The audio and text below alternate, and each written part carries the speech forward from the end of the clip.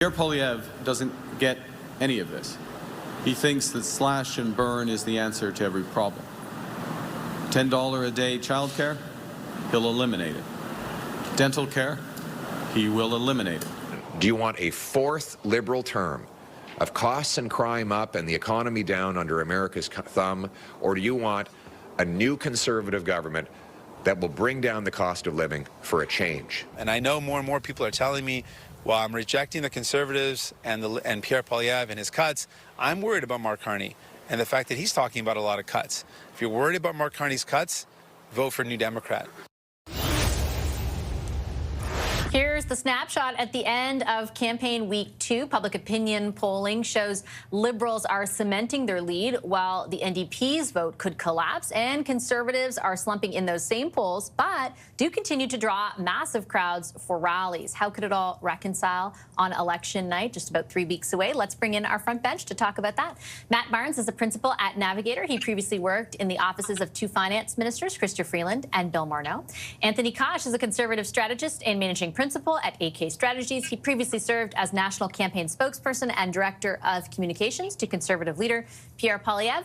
And Alison Gifford worked in former NDP leader Jack Layton's office. She's now the vice president of policy and public affairs at Clear Strategy. Hi, everybody. Nice to see you. Happy Friday. Thanks for sharing your evening with us.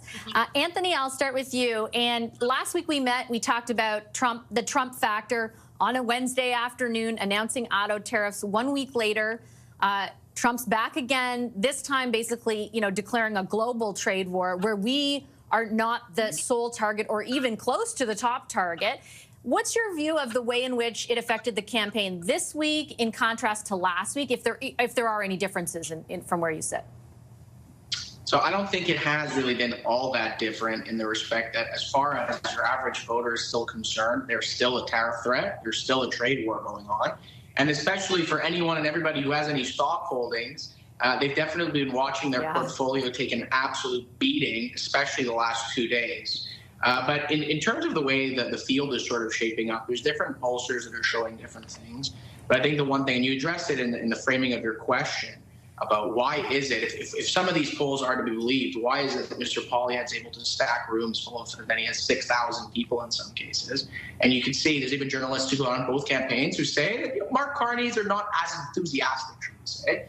And I think that comes down right to it, what we call in politics the enthusiasm gap. Mr. Poilievre's supporters are diehards. They're ready to go, they're going to vote, and they're going to vote Conservative, and there's no way you're going to change their minds. Whereas Mr. Carney's support, as we've seen, a lot of it, a significant portion of it, is coming to the detriment of the NDP, which finds themselves now facing an existential style extinction event politically at the national level. And the question's yet to be seen, to what extent are the Liberals, first, number one, going to be able to keep those people in the Liberal column as opposed to the NDP? And two, how are they able to keep their people motivated enough to actually get across the line and vote on election day or beforehand, because Conservatives are sure going to vote. Matt, let me ask you about that, the so-called enthusiasm gap. Do you think that's the accurate way to characterize? I think a lot of people, myself included, are trying to reconcile what seems like consensus among public opinion polling, that there's debate over the sides of the lead, but that there is a Liberal lead at this point, with the kinds of crowds that Poilievre is drawing. How do the Liberals reconcile that? Is there any concern about the enthusiasm gap? I think there's a lot of enthusiasm on both sides for different reasons. I think, as Anthony mentioned, Poilievre does have this really motivated, energized base, in large part because they've been so frustrated with the Trudeau government.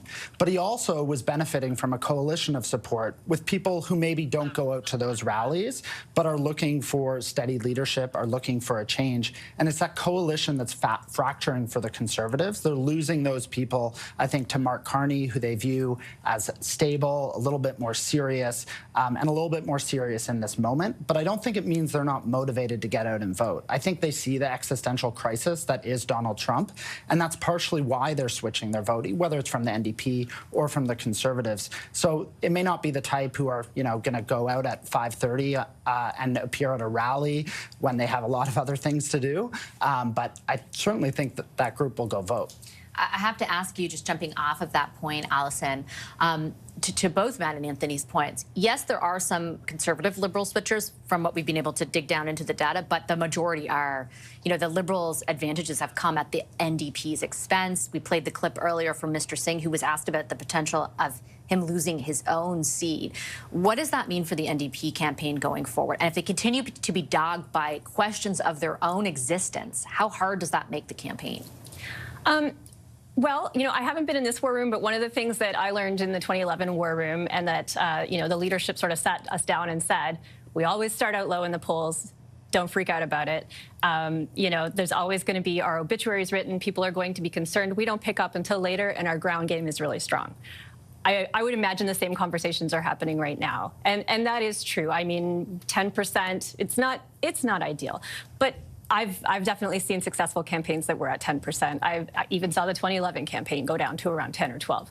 So I would say that typically that's how it starts. The NDP doesn't have a ton of support to begin. There's, obituaries written, and then the momentum picks up. And once the ground game kicks in, that's where the NDP can often pick up some extra votes.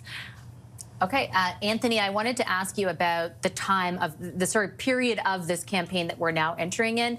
The beginning is usually easy to distinguish, the end, perhaps even the debate week, particularly in a race as close as this one. But now we're in this mushy middle for the next week. What are your expectations about, what are you watching for basically over the next week? This is what we call Oppo week. Okay, so the deadline for candidates to be able to be replaced is coming in short order. I believe it might even be tomorrow. Just a bit of that this week, eh? Yeah, just a bit of that. Everyone's trying to get ahead of it to make sure that they actually have the time to find a replacement. Exactly, that's the point. So the next week is probably going to be the dirtiest and muddiest of the campaign by all expectations. This is where all those secret little files that all the parties have been building on each other finally start to come out of the woodwork and get placed in the media in the hopes that the pressure becomes so bad that in the best case scenario, parties are forced to drop candidates that would otherwise be in a position to win specific ridings. Or in a still good but less good scenario, you end up with a journalist who has to take a microphone, throw it in the leader's face, and ask them a question about something really stupid that a candidate said or did. So that's what Canadians can look forward to over the course of the next 7 days. It's not great, but it's a part of the game. And once that magical candidate cutoff deadline reaches, you know that the Oppo dumps are just a short few days away.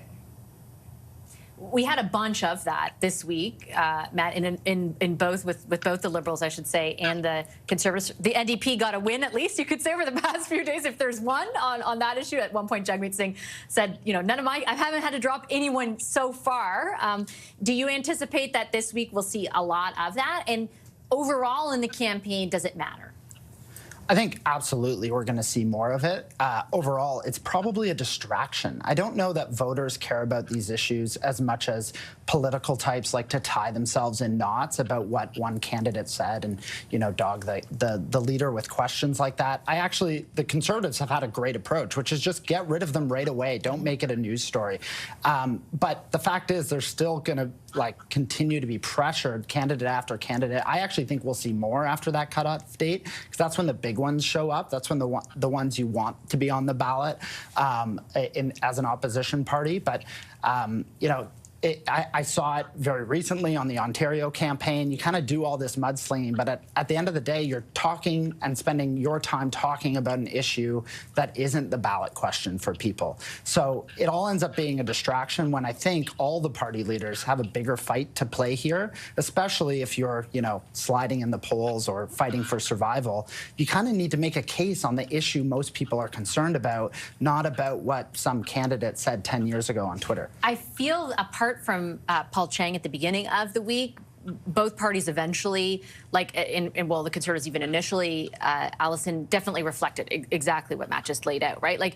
I think, if it's important in any way, the speed with which they feel they have to act, again, aside from Paul Chang, is reflective of how close the race is. There's no political capital to spend on this stuff. No, absolutely not. And I think reacting really quickly makes a lot of sense, because this is really week 2 in the advent calendar of a federal election campaign is, dropping candidates. There's always going to be funky candidates, and no party is immune to it. So to me, I don't know, I'm not super shocked by any of it. It's oh yeah, well, this is the time where we drop candidates because they say silly things and we move on. you know, if it was one party who was always in that situation, then I might look more closely. But it seems to happen pretty much every campaign. We'll wait for the big ones, as Anthony puts it, maybe next week. Thanks, everyone. I appreciate the discussion, Anthony, Matt, and Allison.